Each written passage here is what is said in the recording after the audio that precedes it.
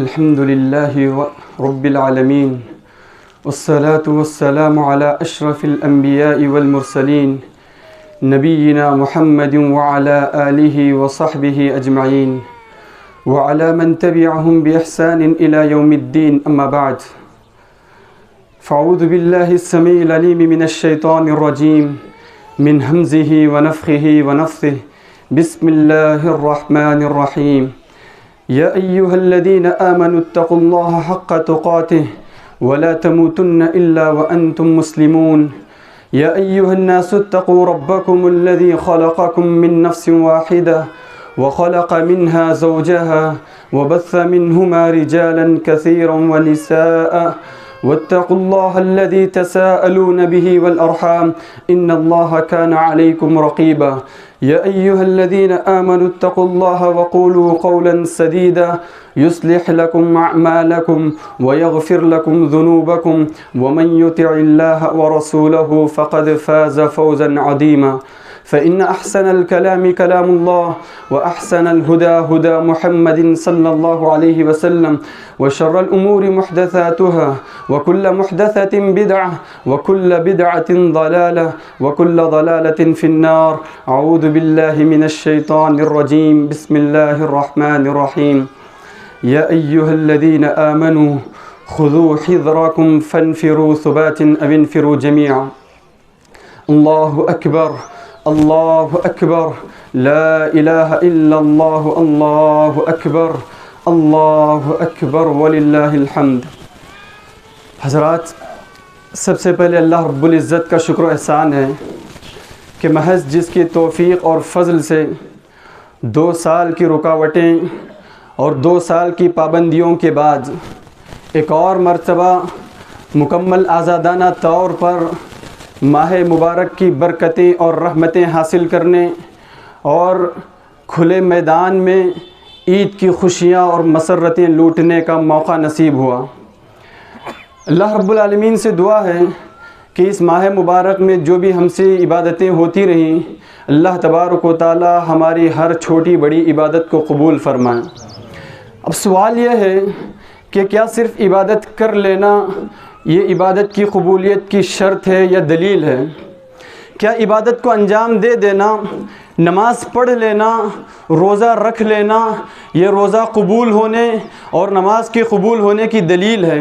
ایسا نہیں کہ نماز پڑھ لینے کے بعد اللہ رب العالمین سے اس نماز کی قبولیت کی دعا بھی ہونی، روزہ رکھ لینے کے بعد اللہ رب العالمین سے اس روزے کی قبولیت کی دعا بھی ہونی ہے. جو بھی ہم نیک اعمال کرتے ہیں، نیک عبادتیں کرتے ہیں، ایسا نہیں کہ اللہ رب العالمین کی توفیق ہوئی، ہم نے عبادت انجام دے دی، ہم نے نماز پڑھ لیے، ہم قیام کی پابندی کر لیے، ہم سے روزوں کا اہتمام مسلسل ہوتا رہا، تو یہ قبولیت کی دلیل نہیں. اس کے ساتھ ساتھ ہمیشہ اللہ رب العالمین سے دعا کا اہتمام بھی کرنا ہے. جو عبادتیں ہم کرتے آئے ہیں، اللہ تبارک و تعالیٰ کے دربار میں ہمیشہ دعا کرتے رہیں کہ اللہ تبارک و تعالیٰ ہم سے جو جو عبادتیں ماہ مبارک میں ہوتی رہیں، ماہ رمضان میں جو جو عبادتیں ہم سے ہوتی رہیں، اللہ تبارک و تعالیٰ ہماری ان عبادتوں کو قبول فرمائے. سلف صالحین رحمۃ اللہ علیہ اجمعین کا معمول تھا کہ ماہ رمضان گزر جانے کے بعد آگے 5-6 ماہ تک مسلسل اس ماہ مبارک میں کی گئی عبادتوں کی قبولیت کی فکر کرتے ہوئے اللہ تعالیٰ سے دعائیں کرتے. رمضان کے آنے سے پہلے 5-6 ماہ قبل سے ہی اس رمضان کی آمد کی دعا کرتے، یہ رمضان کا مہینہ نصیب ہونے کی دعا کرتے، اور جیسے ہی رمضان کا مہینہ گزر جاتا، اس کے بعد اس رمضان کے مہینے میں جو جو عبادتیں ان سے ہوتی رہیں، آگے 5-6 ماہ تک مسلسل اللہ تعالیٰ سے ان عبادتوں کی قبولیت کی فکر میں دعائیں کرتے. تو ہمارا بھی یہ معمول ہونا ہے. رمضان کا مہینہ گزر گیا، ہم سے رمضان کا مہینہ رخصت ہو چکا، ہم نے بہت ساری عبادتیں کی، اب مسلسل اللہ تبارک و تعالیٰ کے دربار میں ان عبادتوں کی قبولیت کی دعا بھی کریں. اور دوسری چیز یہ پہچان ہے کہ ہماری یہ عبادتیں جو ماہ مبارک میں ہوتی رہیں، ماہ رمضان میں جو عبادتیں میں اور آپ کرتے رہے، یہ اللہ تعالیٰ کے دربار میں قبول ہوئی کہ نہیں، اس کی ایک علامت علماء اکرام رحمۃ اللہ علیہ مجمعین بیان فرماتے ہیں کہ اگر ایک عبادت کے بعد مسلسل پھر عبادت کی توفیق ہو، ہم نے آج نماز پڑھ لی، ہم نے صبح کی نماز ادا کر لی، پھر اگرچہ کہ ہم بدنی طور پر، جسمانی طور پر کسی اور کام میں مشغول ہوں لیکن ہمارا دل مسلسل ظہر کے انتظار میں لگا ہوا ہے تو یہ فجر کی نماز کی قبولیت کی دلیل ہے۔ ظہر کی نماز ہم نے جماعت کے ساتھ ادا کر لی، گرچہ کہ دیگر مصروفیات میں ہم مشغول ہو گئے لیکن دل مسلسل آگے کی نماز کی تڑپ میں ہے، انتظار میں ہے، تو یہ دلیل ہے اس بات کی کہ جو نماز ہم پڑھ کے آئے وہ نماز ہماری قبول ہوئی۔ تو اس کا مطلب یہ ہے کہ ماہ رمضان میں جو عبادتیں ہم سے ہوتی رہی، جو قیام کا اہتمام ہم سے ہوتا رہا، جو روزوں کا اہتمام ہم سے ہوتا رہا، قرآن مجید کی تلاوت جس تڑپ اور شوق کے ساتھ میں اور آپ کرتے رہے، یہی تڑپ اور یہی شوق رمضان کے گزر جانے کے بعد آگے 11 مہینوں تک ایسے ہی باقی رہے۔ ایسا نہ ہو کہ شوال کا چاند دیکھتے ہی ہم نے عبادتوں کو رخصت کر دیا اور پھر ان عبادتوں کو انجام دینے کے لیے، قیام اللیل کی پابندی کے لیے، نفل روزوں کے اہتمام کو چھوڑ کر پھر فرض روزوں کے اہتمام کا ہم انتظار کریں۔ قرآن مجید کی تلاوت جیسی ماہ رمضان میں ہم سے ہوتی رہی، پھر رمضان کا چاند ہی نظر آئے کہ پھر ویسے ہی مسلسل ہم قرآن مجید کی تلاوت ہم کرتے رہیں، ایسا نہ ہو۔ یہ دلیل اس بات کی ہے کہ ہماری عبادتیں اللہ رب العالمین کے پاس شرف قبولیت سے ہونے سے رہ گئیں۔ اسی لیے ہماری عبادتوں کو قبول کرانے کی دلیل اور پہچان یہ ہے کہ مسلسل آئندہ رمضان تک روزانہ ان عبادتوں کی پابندی کریں، ان اعمال کا اہتمام کریں جو ماہ رمضان میں میں اور آپ کرتے آئے ہیں۔ اور حضرات، عید کی مناسبت سے جو پیغام مجھے آپ کو دینا ہے، اس مناسبت سے میں نے سورہ نساء کی ایک آیت آپ کے روبرو پڑھی۔ اللہ رب العالمین نے اس آیت کریمہ میں ارشاد فرمایا، یا ایھا الذین آمنوا خذوا حذرکم فانفروا ثبات او انفروا جمیعا، اے ایمان والو اپنے بچاؤ کا سامان تیار کر لو، اپنی حفاظت کا انتظام کر لو، فانفروا ثبات او انفروا جمیعا، بعد اس کے کہ جماعت در جماعت نکلو یا سب مل کر ایک ساتھ نکلو۔ یہ آیت اللہ رب العالمین نے فتح مکہ کے موقع پر نازل کی۔ فتح مکہ کے موقع پر اس آیت کو اللہ رب العالمین نے نازل کر کے کہا، اے ایمان والوں ابھی مکہ فتح ہونے کا وقت قریب آ رہا ہے، ابھی تم مکے کو فتح کرنے کے لیے، مکے کو اپنے قبضے میں لینے کے لیے نکل رہے ہو، کہیں ایسا نہ ہو کہ دشمن تم پر حملہ کر دے، کہیں ایسا نہ ہو کہ دشمن تمہارے خلاف سازشیں کرے، اسی لیے پہلے سے مکمل طور پر تیاری کر کے وہاں نکلنا، اسلحہ کی تیاری ہو، جسمانی تیاری ہو، تعداد کی تیاری ہو، جماعت کی تیاری ہو، جو تیاری تم سے ہو سکتی ہو مکمل تیاری کر کے اپنے اس مکے کو فتح کرنے کے لیے نکلنا۔ حضرات، اس آیت کے ضمن میں جو پیغام مجھے آپ کو دینا ہے، دو باتیں ہیں۔ اس سے پہلے کہ ان باتوں کو میں آپ کے روبرو رکھوں، ایک درخواست ہے، ایک اپیل ہے کہ ان باتوں کو سنجیدگی سے لیں، ان باتوں پر سنجیدگی سے غور و فکر کرنے کی کوشش کریں۔ سب سے پہلا پیغام اس عید کی مناسبت سے جو مجھے آپ کو دینا ہے، سب سے پہلی چیز جو مجھے آپ کو بتلانی ہے، سب سے پہلا سبق جو مجھے آپ کو دینا ہے، اللہ نے کہا کہ دشمنوں کا مقابلہ، جہاں دشمن تمہاری سازشوں میں لگا ہوا ہو، تمہارے خلاف تمہیں کمزور کرنے کی تدبیریں اپنا رہا ہو، ایسے میں جیسی حفاظت ہماری ہو سکے اپنی حفاظت کر لینا۔ تو سب سے پہلا پیغام اور سبق مجھے یہ دینا ہے کہ اگر اس ملک عزیز بھارت میں اسلام کی حفاظت کرنی ہے، اسلام کا بقا چاہتے ہیں، تو اس کا واحد ذریعہ اور واحد راستہ یہ ہے کہ اپنے آپ کو عملی مسلمان بنا لو، اپنے آپ کو عملی مسلمان بنا لو۔ زبانی طور پر تو الحمدللہ میں اور آپ سب مسلمان ہیں، زبانی طور پر تو میں اور آپ سب کلمے کا اقرار کرتے ہیں، اپنے آپ کے مسلمان اور مومن ہونے کا اقرار کرتے ہیں، لیکن ہمارا عمل ہمارے مسلمان ہونے کی ثبوت نہیں دیتا، ہمارا عمل ہمارے مسلمان ہونے کی گواہی نہیں دیتا۔ اسی لیے ضرورت اس بات کی ہے کہ اس ملک عزیز بھارت میں اگر اسلام کا بقا ہونا ہے، اگر اسلام کی حفاظت چاہتے ہیں، میں اور آپ اپنے آپ کو عملی مسلمان بنا لیں، اسلام کی ایک ایک تعلیم پر مکمل طور سے عمل کرنے کی کوشش کریں۔ جب تک میں اور آپ اسلام کی ایک ایک تعلیم پر مکمل طور عمل کی کوشش نہ کریں، اس وقت تک اسلامی تعلیمات کی حفاظت نہیں ہو سکتی۔ جہاں اسلامی تعلیمات کی حفاظت نہ ہو، وہاں اسلام کی حفاظت نہیں ہو سکتی۔ جتنی ملامت ہم آگے کے لوگوں پر برساتے ہیں، اتنی ملامت کے حقدار میں اور آپ بھی ہیں، کیونکہ میں اور آپ اسلام اور مسلمان ہونے کا دعویٰ کرنے کے ساتھ ساتھ اسلامی تعلیمات کو ہم نے پسے پش ڈال دیا۔ یہی نتیجہ ہے کہ جب سے ہمارے اندر بد عملی آئی، بے عملی آئی، عمل کے میدان میں ہم پیچھے رہے، عملی میدان میں ہم کوتاہی کرتے رہے، رہے, عملی میدان میں ہم غفلت برتتے رہے. قانونی حیثیت سے میں اور آپ جانتے ہیں کتنے ایسی اسلامی تعلیمات ہیں جو اسلام کا اٹوٹ اور ضروری حصہ قرار دینے سے رہ گئیں, اسلام کا ضروری حصہ قرار دینے سے رہ گئیں. کیا وجہ ہے؟ میرا اور آپ کا عمل اس بات کی دلیل ہے کہ میں اور آپ اسلامی تعلیمات پر عمل کرنے سے پیچھے رہے. سامنے والے یہ سمجھ چکے شاید کہ یہ عمل اسلام میں ضروری نہ ہو, تبھی تو مسلمانوں کا اس عمل پر پابندی, اس عمل کے اوپر پابندی نہیں ہے. مثال کے طور پر میں کہوں, ہم نے پیغمبروں کی سنت اور خصوصاً پیارے نبی صلی اللہ علیہ وسلم کی سنت داڑھی رکھنے کو ہم نے قربان کیا. میں اور آپ جانتے ہیں جو حالات پر گہری نظر رکھتے ہوں, آج قانونی حیثیت سے داڑھی اسلام کا اٹوٹ اور ضروری حصہ نہ رہی. حال ہی کے واقعے سے میں اگر کہوں, ہماری عورتوں کی بے رہروی, ہماری عورتوں کی بے پردگی, بے حجابی دلیل بنی اس بات پر کہ حجاب اسلام کا اٹوٹ اور ضروری حصہ نہ رہی. سامنے والے جانتے ہیں اگر ہم اسلام کے خلاف بھی فیصلہ کریں, مسلم آبادی کا ایک بڑا حصہ ہمارے خلاف آواز بھی نہیں اٹھائے گا. سامنے والے فیصلہ کرنے والے جانتے ہیں اگر ہم اسلامی تعلیمات کے خلاف بھی فیصلہ کریں, مسلم آبادی کا ایک بڑا حصہ ہمارے خلاف آواز بھی نہیں اٹھائے گا. کیوں؟ کیا وجہ ہے؟ کیونکہ جو ہمارا فیصلہ ہے بالکل مسلمانوں کا عمل اس کے موافق ہے.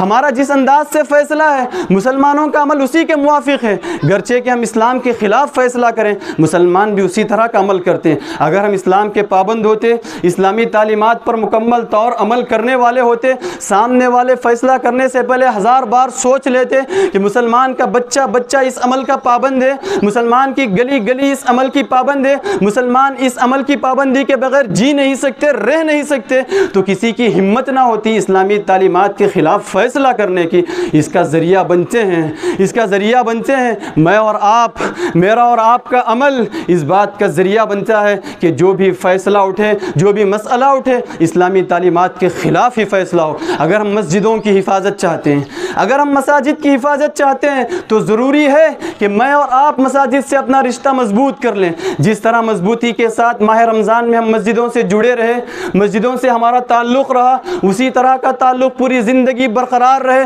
تب چل کر مسجدوں کی حفاظت ہو سکتی ہے. اگر ہم نماز کا اہتمام کرنا چاہتے ہیں, اگر ہم نماز کی مکمل پابندی کرتے ہیں, تب چل کر آگے چل کر بھی قانونی حیثیت سے نماز اسلام کا اٹوٹ حصہ رہے گی. ایسا نہ ہو, نعوذ باللہ ثم نعوذ باللہ, ہماری نمازوں سے غفلت کی وجہ سے, ہماری نمازوں کو ترک کر دینے کی وجہ سے, ہماری نمازوں کو چھوڑ دینے اور سستی برتنے کی وجہ سے آئندہ یہ مسئلہ کھڑا ہو, یہ سوال کھڑا ہو کہ اسلام میں نماز کا مقام, نماز اٹوٹ حصہ رکھتی ہے, ضروری حصہ رکھتی ہے, ضروری مقام ہے کہ نہیں؟ کیونکہ مسلم آبادی کا اکثر حصہ نماز کا اہتمام نہیں کرتا, مسلم آبادی کا اکثر حصہ نماز کی پابندی نہیں کرتا. تو کہیں یہ سوال کھڑا نہ ہو جائے کہ نماز بھی اسلام میں ضروری ہے کہ نہیں. یاد رہے اگر ایسا مسئلہ کھڑا ہوتا ہے, ابھی تک 2 صورتحال ہم نے دیکھ لیے, 2 فیصلے ہم نے دیکھ لیے, اگر آگے بھی کوئی معاملہ کھڑا ہوتا ہے اس کے ذمہ دار میں اور آپ ہوں گے. کل حشر کی عدالت میں اللہ رب العالمین کے آگے کھڑے ہو کر مجھے اور آپ کو جواب دینا ہے. ہماری بد عملی اور بے عملی کی وجہ سے آج یہ صورتحال دیکھنے کو ملتی ہے. اگر ہمارے اعمال پر پابندی ہوتی, اسلامی تعلیمات پر مکمل ہمارا اہتمام ہوتا, تو کوئی ان مسائل کو اٹھاتا ہی نہیں, ان مسائل کو چھیڑتا ہی نہیں. اسی لیے ماہ مبارک نے ہمیں یہ بات سکھا دیا, ہمیں یہ سبق پڑھا دیا کہ گرچہ کہ میں اور آپ بڑے سے بڑے تاجر کیوں نہ ہوں, بڑے سے بڑے بزنس مین کیوں نہ ہو, ہمارا بڑے سے بڑا کاروبار کیوں نہ ہو, بڑی سی بڑی ہماری ڈیوٹی کیوں نہ ہو, اگر دل میں اخلاص ہو, دل میں سچی تڑپ ہو, اللہ رب العالمین کی عبادت کے لیے وقت نکالنا کوئی مشکل کام نہیں ہے. رمضان کا 1 مہینہ ہم یہاں سے تربیت پا کر نکلے ہیں. اس تربیت پر مداومت, اس تربیت پر استقامت ضروری ہے. جیسے ہمارے کاروباروں کے باوجود, ہماری تجارتوں کے باوجود, ہمارے بزنس کے باوجود ہم مسجدوں سے جڑے رہے, عبادتوں سے جڑے رہے, نیک اعمال میں سبقت لے جاتے رہے, نمازوں کا وقت پر اہتمام کرتے رہے, روزوں کا اہتمام ہم سے ہوتا رہا, برائیوں سے ہم رکتے رہے, گناہوں سے ہم بچتے رہے, معصیتوں سے میں اور آپ اپنے آپ کو بچاتے رہے, زبانی گناہوں سے بچتے رہے, ہاتھ اور پیر کے گناہوں سے بچتے رہے. جس رمضان میں اللہ رب العالمین کی پکڑ تھی, جو رمضان میں اللہ تبارک و تعالی ہم سے پوچھنے والا تھا, رمضان گزرنے کے بعد بھی اگر گناہوں کا اہتمام ہو, وہی اللہ ہم سے پوچھنے والا ہے. وہی اللہ تعالیٰ ہم سے سوال کرنے والا ہے. تو اسی لیے ضرورت اس بات کی ہے کہ ملک عزیز بھارت میں اگر اسلام کی حفاظت چاہتے ہیں, اسلام کا بقا چاہتے ہیں, میں اور آپ مکمل طور پر اپنے آپ کو عملی مسلمان بنا دیں. میں اور آپ اپنے آپ کو مکمل طور پر عملی مسلمان بنا دیں, تب چل کر اسلام کی حفاظت ہو سکتی ہے, دین کی حفاظت ہو سکتی ہے. اور حضرات, جو دوسری بات مجھے آپ کو بتانی ہے, عید کی مناسبت سے جو دوسرا پیغام مجھے آپ کو دینا ہے, اسی طرح ملک عزیز بھارت میں اگر میں اور آپ چاہتے ہیں کہ مسلمانوں کی حفاظت ہو, مسلمانوں کا بقا ہو, اس کے لیے دو چیزیں بہت ضروری ہیں. سب سے پہلی چیز, میں اور آپ اپنے آپ کو حسن اخلاق کا حامل بنا لیں. میں اور آپ اپنے کیریکٹر کو درست کر لیں, اپنے کردار کو درست کر لیں. جب تک میں اور آپ اپنے کردار کو نہ سنواریں, اپنے کیریکٹر کو نہ سنواریں, حسن اخلاق کو نہ اپنائیں, اس وقت تک مسلمانوں کا بقا نہیں ہو سکتا ہے. سامنے والا گرچہ ہمارے ساتھ غلط سلوک کر رہا ہو, اس ملک میں رہتے ہوئے بلا تفریق مذہب, بغیر کسی مذہب کی تفریق کے, جو چاہے جس مذہب سے تعلق رکھتا ہو, سب کے ساتھ حسن سلوک سے پیش آئیں. یہی ہمارے اسلام کی تعلیم ہے, یہی ہمارے مذہب کی تعلیم ہے. جو بھی جس مذہب سے بھی تعلق کیوں نہ رکھتا ہو, اس کے ساتھ ہمارا رویہ اچھا ہو, ہمارا کیریکٹر اچھا ہو, ہمارا کردار اچھا ہو. جب ہمارے کیریکٹر اور کردار سے ہم سامنے والے کو راضی کرنے پر مجبور ہو جائیں اور راضی کر دیں, تب سامنے والا ہمیں اپنی جگہ ٹھہرانے, اپنے علاقے میں ٹھہرانے, اپنے ملک میں ٹھہرانے پر مجبور ہو جائے گا. ابو بکر صدیق رضی اللہ عنہ جب مکہ چھوڑ ہجرت کر رہے تھے, راستے میں ابن الدغینہ ملا. ابو بکر صدیق رضی اللہ عنہ کو روکتے ہوئے پوچھا, اے ابو بکر کہاں کا ارادہ, اے ابو بکر کہاں جا رہے ہو؟ ابو بکر صدیق رضی اللہ عنہ نے کہا, میری قوم نے مجھے نکال دیا, میری قوم مجھے سکون سے اللہ کی عبادت کرنے نہیں دیتی, میری قوم مجھے سکون سے نماز کا اہتمام کرنے نہیں دیتی, بات بات پر مجھے تنگی ہوتی ہے, بات بات پر مجھے دشواری ہوتی ہے, لہٰذا میں اللہ کی عبادت سکون سے کرنے کے لیے, اطمینان سے کرنے کے لیے مکہ چھوڑ دوسرے شہر کی طرف ہجرت کر جا رہا ہوں, تاکہ وہاں جا کر میں اللہ رب العالمین کی سکون سے عبادت کر سکوں. ابن الدغینہ نے کہا, ابن الدغینہ نے ابو بکر صدیق رضی اللہ عنہ کے اس بات پر کہا, مکہ چھوڑ جانے, شہر چھوڑ جانے کی بات پر کہا, فَإِنَّ مِثْلَكَ يَا أَبَا بَكْرِ لَا يَخْرُجْ وَلَا يُخْرَجْ. اے ابو بکر, تم جیسا آدمی, تمہارے جیسے اخلاق رکھنے والا شخص, تمہارا جیسا کیریکٹر رکھنے والا آدمی نہ اس شہر سے نکل سکتا ہے, نہ کوئی اس کو اس شہر سے نکال سکتا ہے. تو اخلاق ہی وہ واحد چیز ہے, کردار اور کیریکٹر ہی وہ واحد چیز ہے جو ہمیں اپنے آپ کو اپنے مقام میں مضبوطی دلاتا ہے, ہمیں ایک حیثیت اور اپنا وزن دلاتا ہے. اگر اخلاق و کیریکٹر ہمارا درست نہ ہو, تب چل کر ہماری کوئی حیثیت نہ ہوگی, ہمارا کوئی وزن نہ ہوگا. اسی لیے زبان کھولنے سے پہلے, زبانی دعوت سے پہلے اخلاق اور کردار بہت بڑی دعوت ہوتی ہے. شریعت نے کہا, اگر کوئی سامنے والا تمہارے سے برا سلوک کرتا ہے, غلط سلوک کرتا ہے, تمہاری یہ تعلیم ہے, تمہارے اخلاق ہیں کہ تم اس کا جواب اچھائی سے دو. تمہارے ساتھ کوئی برا سلوک کرتا ہے, برا لہجہ اپناتا ہے, تم اس کا جواب اچھے انداز میں دو, خوبصورت انداز میں دو. اگر کوئی سخت لہجہ اپناتا ہے, گرم جوش لہجہ اپناتا ہے, تم میٹھے ٹھنڈے الفاظ کے ساتھ اس کا غصہ کم کر دو. شریعت نے کہا, وَلَا تَسْتَوِي الْحَسَنَةُ وَلَا السَّيِّئَةُ, لوگوں اچھائی اور برائی برابر نہیں ہو سکتی ہے. جب سامنے والا برا سلوک کرے اور اس کا جواب تم اچھائی سے دو, گرچہ کہ وہ تمہارا بڑے سے بڑا دشمن ہی کیوں نہ ہو, تمہارے اس اچھے جواب کو دیکھ کر, اچھے اخلاق اور اچھے کیریکٹر کو دیکھ کر تمہارا جگری دوست ہو جائے گا اور تمہاری بات ماننے پر مجبور ہو جائے گا.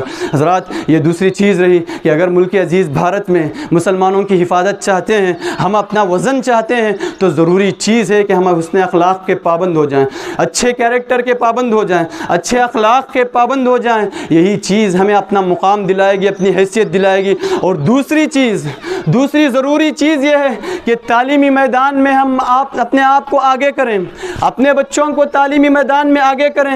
یہ دنیا اخلاق کو مانتی ہے, کیریکٹر کو مانتی ہے, ہنر کو مانتی ہے, صلاحیت کو مانتی ہے. اخلاق اور کیریکٹر, ہنر اور صلاحیت کو چھوڑ کر یہ مالداری کو تسلیم نہیں کرتی, یہ دولت کو تسلیم نہیں کرتی. کتنے ایسے دولت مند آئے جو دنیا سے ٹکرا کر دنیا کے مقابلے میں پاش ہو گئے. یہ دنیا اگر عزت دیتی ہے, تو اخلاق والے شخص کو عزت دیتی ہے. یہ دنیا اگر عزت دیتی ہے تو اچھے کیریکٹر والے شخص کو عزت دیتی ہے. یہ دنیا اگر عزت دیتی ہے تو تعلیم یافتہ شخص کو عزت دیتی ہے, ہنرمند شخص کو عزت دیتی ہے. تو ضرورت اس بات کی ہے کہ ہم اپنے بچوں کو تعلیمی میدان میں آگے بڑھائیں, اپنے بچوں کی تعلیمی فکر کریں. ہم دنیا کی فکر تو بہت کرتے ہیں مگر تعلیمی فکر ہو تاکہ ہم اپنی حفاظت کر سکیں, اپنے مذہب کی حفاظت کر سکیں, اپنی قوم کی حفاظت کر سکتے ہیں. آگے مستقبل میں اپنے بچے قوم کی حفاظت کے کچھ کام آئیں, دین کی حفاظت کے کچھ کام آئیں, تو ضرورت ہے اس بات کی کہ تعلیمی میدان میں اپنے بچوں کو آگے بڑھانے کی مکمل فکر کریں, تعلیمی میدان میں اپنے بچوں کو آگے بڑھانے کی مکمل کوشش کریں. قوم کے ذمہ دار افراد, قوم کے تعلیم یافتہ افراد, قوم کے ذمہ دار افراد, قوم کے باصلاحیت افراد, قوم کے سرپرست افراد, ان تمام لوگوں کی یہ ذمہ داری بنتی ہے کہ اپنی مسلم قوم کا جائزہ لیں. جو بچے تعلیمی میدان میں اچھے ہوں, تعلیمی میدان میں اچھے ہوں, باصلاحیت ہوں, لیکن ان کے لیے معاشی رکاوٹ بنتی ہے, معاشی رکاوٹ انہیں تعلیمی میدان میں آگے بڑھنے نہیں دیتی, تو ان لوگوں کی یہ ذمہ داری بنتی ہے کہ اجتماعی شکل میں ان کے تعلیم کے نظم و نسق کا انتظام کریں, ان کے لیے تعلیمی راہیں ہموار کریں. ایسا نہیں کہ کوئی تعلیمی راہ میں آگے بڑھ رہا ہے میں اور آپ اس کے پیر پکڑ کے کھینچ دیں, کوئی تعلیمی میدان میں آگے بڑھ رہا ہے میں اور آپ اس کو پست ہمت کر دیں, اس کی ہمت شکنی کر دیں. ضرورت ہے اس بات کی کہ مسلم قوم کا جائزہ لیتے ہوئے بچے کو تعلیمی میدان میں آگے بڑھانے, آگے پہنچانے کی مکمل فکر ہو. یہی واحد چیز ہے جو ہمیں اس ملک میں اپنی حفاظت کی ضمانت دیتی ہے اور اپنی بقا کی ضمانت دیتی ہے. افسوس کے ساتھ کہنا پڑتا ہے, جس قوم کا آغاز ہی لفظ اقرا سے ہوا تھا, جس قوم کا آغاز ہی لفظ اقرا سے ہوا تھا, تعلیم کے حکم کو لے کر ہوا تھا, افسوس کے ساتھ کہنا پڑتا ہے آج یہ مسلم قوم, آج یہ مسلمان قوم دوسری اقلیتی اقوام کے مقابلے میں تعلیمی میدان میں اور زیادہ پیچھے ہے, اور زیادہ پچھڑی ہوئی ہے. افسوس کے ساتھ کہنا پڑتا ہے امت اقرا میں اور آپ کہلاتے ہیں, امت اقرا کے ماننے والے میں اور آپ کہلاتے ہیں. ہمارا آغاز ہی تعلیم کو لے کر ہوا تھا, لیکن آج دیکھنے کو ملتا ہے کہ عملی تجربہ میں اور آپ تعلیم کے میدان میں ہمیشہ پیچھے ہوتے ہیں, ذرا برابر بھی تعلیم کے میدان میں ہمارا خیال نہیں ہوتا. اسی لیے خصوصاً تعلیم کے ساتھ ساتھ جو قانون کی تعلیم ہے, قانونی تعلیم اپنے بچوں کو دلوانے ہیں, قانونی میدان میں اپنے بچوں کو آگے بڑھانے کی مکمل کوشش کریں, مکمل فکر کریں. کیونکہ جس علاقے میں ہم رہتے ہیں, جس ملک میں ہمارا گزر بسر ہوتا ہے, جہاں بھی ہم رہیں, اگر قانون جان کے رہیں ہر شخص ہم سے ڈرنے والا ہوگا. اگر ہم قانون نہ جانیں تو وہاں رہنے والا ہر فرد ہمیں ڈرانے کی کوشش کرے گا. یہ واحد ہتھیار ہے اور واحد ہمارا اسلحہ ہے کہ قانون کو اگر ہم جان کر زندگی گزارتے ہیں, قانونی صلاحیت اور قانونی حیثیت سے ہم اگر مضبوط رہیں, قانون کا علم ہمارے پاس مضبوطی سے رہا تو ہم ہر ایک کے پاس ڈٹ کر مقابلہ کر سکتے ہیں, ڈٹ کر اپنی بات رکھ سکتے ہیں. اگر قانونی اعتبار سے ہم کمزور رہے, یہاں رہنے والے ہر فرد ہمیں ڈرانے کی کوشش کرے گا, یہاں رہنے والا ہر آدمی ہمیں ڈرانے کی کوشش کرے گا. کیوں؟ وجہ یہی کہ ہم نے اگر تعلیم کے میدان میں ہم پیچھے رہے, اگر آگے رہے بھی تو ہم انجینئر تک رہے, ڈاکٹر کی حد تک رہے. ہم نے جو ذمہ داری کے عہدے تھے, ذمہ داری کے مناصب تھے, جو قوم کو کام آنے والے تھے, دین و مذہب کو کام آنے والے تھے, ایسے عہدوں اور ایسے مناصب سے ہم دور رہے, ایسے خیالات سے ہم دور رہے. ہماری پہنچ اگر رہی تو صرف انجینئر اور ڈاکٹر تک رہی, اس سے آگے بڑھ کر جو ذمہ داری کے عہدے رہے وہاں تک ہمارا خیال تک نہ رہا, وہاں تک ہمارا خیال بھی نہ جاتا رہا. اسی لیے ضرورت ہے اس بات کی قوم کے ذمہ دار افراد اور تعلیم یافتہ افراد اپنے قوم کے بچوں کی جائزہ لیتے ہوئے ان کی صحیح رہنمائی کریں, مستقبل کے صحیح مقاصد طے کرتے ہوئے اس کی اہمیت سے اجاگر کریں اور اس کی اہمیت بتلائیں کہ اس کی کیا اہمیت ہے, ان کی زندگیوں میں کیا اہمیت ہو سکتی ہے, ان کی کس انداز سے اس سے حفاظت ہو سکتی ہے, ان کے قوم کی کس انداز سے حفاظت ہو سکتی ہے اور اپنے مذہب کی کس انداز سے اس عہدے سے حفاظت ہو سکتی ہے. یہ تمام چیزوں سے اجاگر کر کے بتلائیں, دنیا کو دکھائیں کہ یہی واحد طریقہ ہے کہ اگر ہم اس میدان میں آئیں تو کوئی اس میدان میں رک نہیں سکتا. اگر ہم اس میدان میں آئیں تو یہی واحد طریقہ اور سچا طریقہ, صحیح طریقہ ہے جو اس میدان کو صحیح رخ میں لے جا سکتا ہے. کاروبار تو اچھا ہے، عہدہ تو اچھا ہے، منصب تو اچھا ہے، لیکن استعمال کرنے والے غلط ہونے کی وجہ سے مقصد فراموش ہوتا رہا۔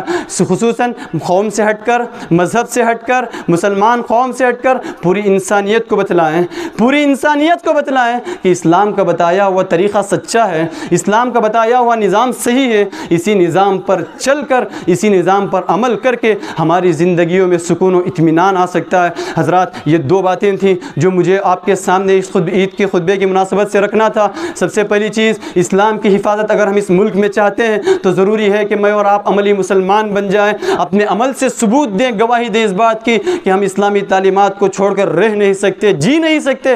تب کوئی اسلامی تعلیمات کے خلاف آواز تک نہیں کھولے گا۔ اور دوسری چیز، اگر اس ملک میں اپنی بقا چاہتے ہیں، مسلمانوں کی حفاظت چاہتے ہیں تو حسن اخلاق کے حامل ہو جائیں، حسن اخلاق کے پابند ہو جائیں، اور تعلیمی میدان میں اپنے آپ کو آگے بڑھانے، اپنے بچوں کے بہتر مستقبل کی فکر کرنے، اپنے بچوں کے بہتر انجام کی فکر کرتے ہوئے ان کی صحیح رہنمائی کرنے کی فکر کریں۔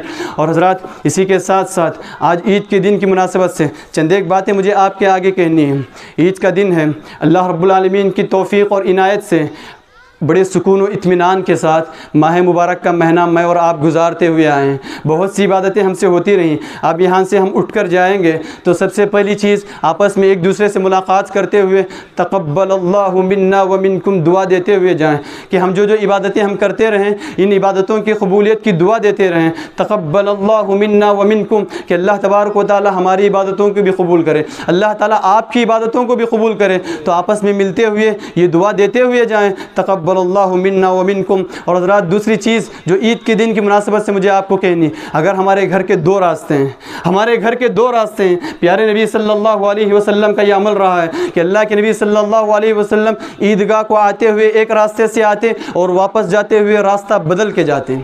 عیدگاہ کو آتے ہوئے ایک راستے سے آتے، واپس جاتے ہوئے اسی راستے سے نہ جاتے بلکہ راستہ بدل کے جاتے۔ اگر ہمارے گھروں کو یہ سہولت ہے کہ دو راستے سے ہم گزر سکتے ہیں، جس راستے سے ہم آئے ہیں وہ راستہ بدل کر گھر کو جانے کی فکر کریں، یہ پیارے نبی صلی اللہ علیہ وسلم کی سنت پر عمل کا ثواب بھی مل جائے گا۔ اور حضرات، تیسری چیز جو مجھے آپ کو بتلانی ہے، مصافحہ کرتے ہوئے بارہا بتلایا گیا کہ مصافحہ جب ہوگا تو غیر محرموں سے مصافحے کی ہرگز اجازت نہیں، مرد مرد سے مصافحہ کرے گا، عورت عورتوں سے مصافحہ کرے گی، مرد اسی عورت سے مصافحہ کرے گا جو اس کے لیے محرم ہے۔ ماں سے مصافحہ ہوا، بیٹی سے مصافحہ ہوا، بہن سے مصافحہ ہوا، انہی لوگوں سے مصافحہ ہوگا۔ اسلام کی حرام کردہ تعلیمات کو حلال نہ کریں، آگے بڑھ کر کسی غیر محرم لڑکی، غیر محرم عورت کو رشتہ داری کے نام پر، عید کی خوشی کے نام پر ہاتھ آگے بڑھا کر مصافحہ نہ کریں۔ عید کی خوشی ہمیں ہرگز ان باتوں کی اجازت نہیں دیتی ہے، عید کی خوشی ہرگز ہمیں ان چیزوں کی اجازت نہیں دیتی ہے۔ ان تمام چیزوں کا خیال کریں، کیونکہ پیارے نبی نے اتنی سخت وعید سنائی، لَأَن يَطْعَنَ أَحَدُكُمْ فِي رَأْسِ أَحَدِكُمْ بِمِخْيَةٍ مِّنْ حَدِيدٍ خَيْرٌ لَهُ مِنْ أَن يَمُسَّ امْرَأَةً لَا تَحِلُّ لَهُ۔ اگر کسی کے سر پر لوہے کی کیل یا میخ ٹھونک دی جائے، اتار دی جائے، یہ بہتر ہے اس کے لیے بمقابل اس کے کہ غیر محرم عورت کو چھوئے بھی۔ تو اس کے لیے ضرورت ہے اس بات کی کہ عید کی خوشی کا بہانہ کرتے ہوئے یا کوئی اور رشتہ داری کا بہانہ اپناتے ہوئے غیر محرموں سے ہرگز مصافحہ نہ ہو۔ اور آخری اور ضروری بات جو مجھے آپ کو کہنی ہے، حضرات، عید کا دن ہے، بڑی خوشی کا موقع ہے، بڑی مسرتوں کا موقع ہے۔ یہ عید کی خوشیاں اور عید کی مسرتیں اپنے گھر والوں کے ساتھ منائیں، اپنے گھر میں رہ کر اپنے گھر والوں کے ساتھ منائیں۔ خصوصاً نوجوان اور بچوں سے مخاطب ہوں کہ گھر میں رہتے ہوئے اپنے گھر والوں کے ساتھ اطمینان سے عید کی خوشی منائیں۔ باہر نکل کر راستوں پر، سڑکوں پر، گلی کوچوں پر ہنگامہ نہ کریں، شور شرابہ نہ کریں کہ عید کی بدنامی نہ ہو، قوم کی بدنامی نہ ہو، مذہب کی بدنامی نہ ہو۔ یہیں سے اپنے اخلاق کا ثبوت دینا شروع کر دیں اور بتائیں ہماری عید کیا آتی ہے، وہ بھی امن و سکون والی ہوتی ہے۔ ہم جو بھی عبادت کرتے ہیں وہ بھی امن و سکون والی رہی۔ اب تک ہم نے رمضان میں عبادت کر کے آئے، کسی کو ہم نے اس عبادت کی راہ میں تکلیف نہیں دی، کسی کو ہم نے اس عبادت کی راہ میں ستایا نہیں۔ تو عید بھی ویسے ہی ہے کہ ہماری عید کسی کو تکلیف دینے ستانے کی اجازت نہیں دیتی ہے۔ اپنے عمل سے ثبوت دیں، دلیل دیں اس بات کی کہ ہم کسی کو تکلیف نہیں دیتے، راستوں میں شور شرابہ شکوہ، ہنگامہ، چیخ و پکار، ان تمام چیزوں سے پرہیز کریں۔ خوشی خوشی اللہ تبارک و تعالیٰ نے 2 سال کے بعد اتنی مسرتوں کے ساتھ عید منانے کا موقع دیا، اللہ کا شکر ادا کرتے ہوئے، اپنے گھر والوں کے ساتھ رہتے ہوئے، اپنے اہل و عیال کے ساتھ رہتے ہوئے خوشی خوشی عید کی خوشیاں لوٹیں۔ اللہ رب العالمین سے دعا ہے کہ اللہ تبارک و تعالیٰ ہمیں عید کی حقیقی خوشیاں اور مسرتیں نصیب کرے۔ ماہ مبارک میں جو میں اور آپ عبادتیں کر کے آئیں، اللہ تعالیٰ ہماری چھوٹی بڑی عبادتوں کو قبول فرمائے، اللہ ہمارے قیام کو قبول فرمائے، ہمارے صیام کو قبول فرمائے، ہمارے صدقات کو قبول فرمائے۔ اللہ تعالیٰ میں اور آپ جو قرآن مجید کی تلاوت کرتے ہوئے آئیں، اللہ تبارک و تعالیٰ اس تلاوت کو قبول فرمائے۔ جو عبادتیں ہم سے ہوتی رہیں، اللہ تمام عبادتوں پر استقامت اور مداومت نصیب کرے۔ اور اللہ سے دعا ہے کہ اللہ تبارک و تعالیٰ جو بھی پریشان حال ہیں، جو بھی مصیبت زدہ ہیں، جو بھی مشکلات میں پھنسے ہوئے ہیں، اللہ تعالیٰ سب کی پریشانیوں کو ختم کر کے ان کی مشکلات کو آسانیوں میں بدل دے۔ جو بھی قرض کے بوجھ کے تلے دبے ہوئے ہیں، اللہ تعالیٰ قرض کی ادائیگی کے آسان راستے، آسان سبیلیں پیدا کر دے۔ جو لوگ بیمار ہیں، جو لوگ چھوٹی بڑی بیماریوں میں ملوث ہیں، اللہ سے دعا ہے کہ اللہ تبارک و تعالیٰ انہیں مکمل شفا یابی نصیب کرے۔ مجھے اور آپ کو اللہ ہر طرح کی چھوٹی بڑی بیماریوں سے محفوظ رکھے۔